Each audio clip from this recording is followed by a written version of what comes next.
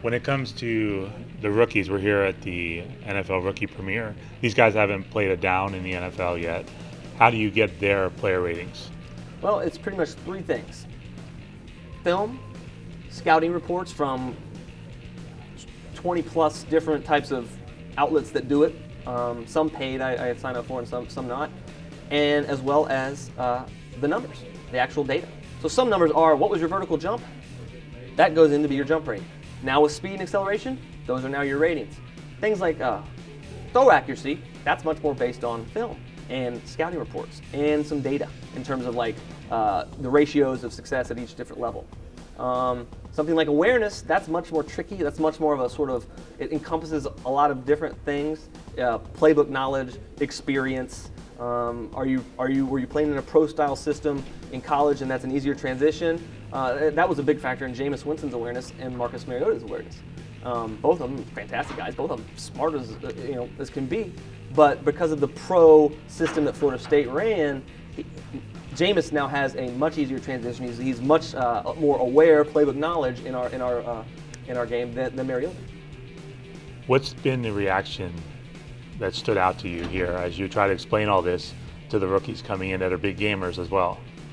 The biggest thing, I'm put in a real weird spot because for one thing, these guys are, they're the best, some of the best athletes in the world. They just got drafted by the 32 teams in the league that can scout talent pretty well. But everybody just thinks they're the best, I guess. And to be honest, I think if you didn't have that mentality, I don't know how you play a professional sport. So, but I always kind of go to analogies of like, well, why did the Bucs go 2-14 last year?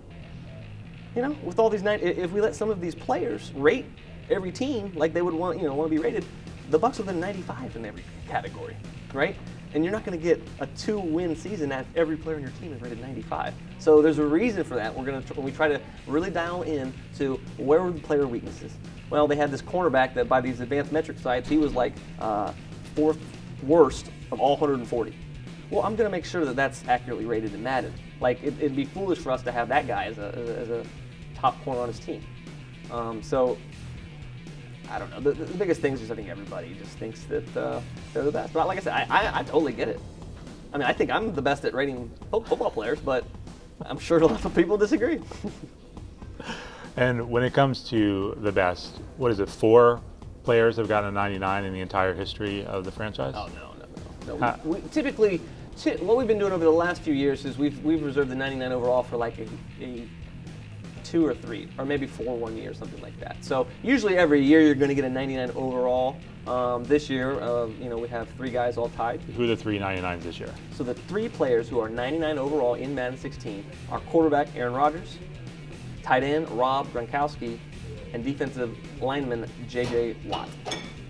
And normally, during the course of a normal Madden year, is 3 a lot to receive a 99?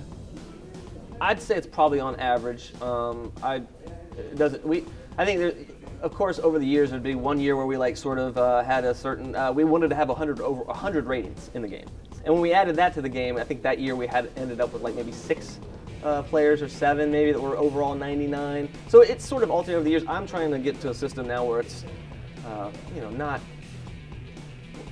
everybody's not a 95 at something. You know what I mean? We want to for us to really represent in the game, inside of our gameplay, something bad to happen, we have to have the numbers at a certain low level. And that's just how it is. I mean, we have other ratings in the game. Well, let me put it to you like this. The gameplay dictates a lot of the ratings in the sense of there's floors and ceilings with everything that the numbers have to fit in between these things, or otherwise the gameplay is not quite tuned properly. You might have a really bad outcome if for example, if I rated a quarterback under 75 or 70 in throw on the run. If that happens, then the accuracy just looks almost comical. Like the quarterback will be rolling out and he'll throw it and it'll go into the stadium, just because the game's not tuned for that level of all those numbers. So the gameplay dictates it, and wherever the ranges are, that's where I take over, and that's sort of what I own.